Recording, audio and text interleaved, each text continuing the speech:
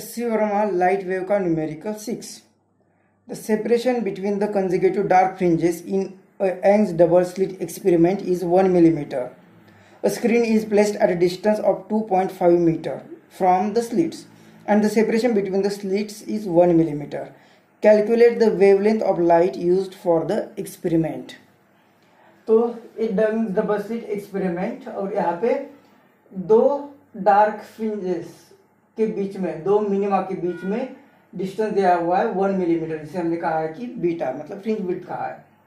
अब ये स्लिट्स और स्क्रीन उनके बीच में डिस्टेंस दिया हुआ है 2.5 मीटर, जिसे कैपिटल डी से डिनोट करते हैं।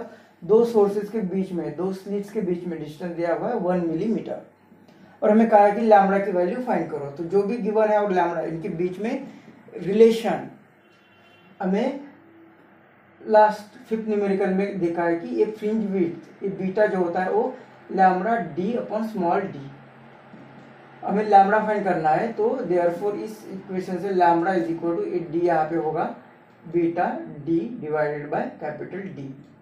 तो lambda is equal to beta, fringe width दी 1 मिलीमीटर मतलब 1 इंटू 10⁻³ स्मॉल डी मतलब सेपरेशन बिटवीन टू सोर्सेस, ये दिया हुआ है 1 मिलीमीटर मतलब 1 into 10⁻³ divided by capital D मतलब ये दोनों के बीच का डिस्टेंस वो दिया हुआ है 2.5 मीटर।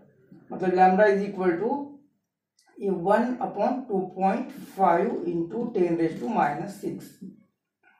दोनों साइड को 10 से मल्टीप्लाई करते हैं तो ये 10/25 और यहाँ से और 10 से मल्टीप्लाई करेंगे तो यहाँ पे आएगा 10⁻⁷।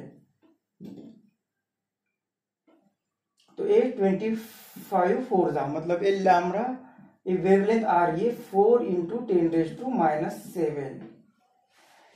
यहाँ पे और 2 जीरो देंगे तो यहाँ पे 10⁻² से मल्टीप्लाई करना पड़ेगा। मतलब lambda is equal to 400 into 10⁻⁹ metre. मतलब वेवलेंथ इसे लिख सकते हैं हम 400 नैनोमीटर।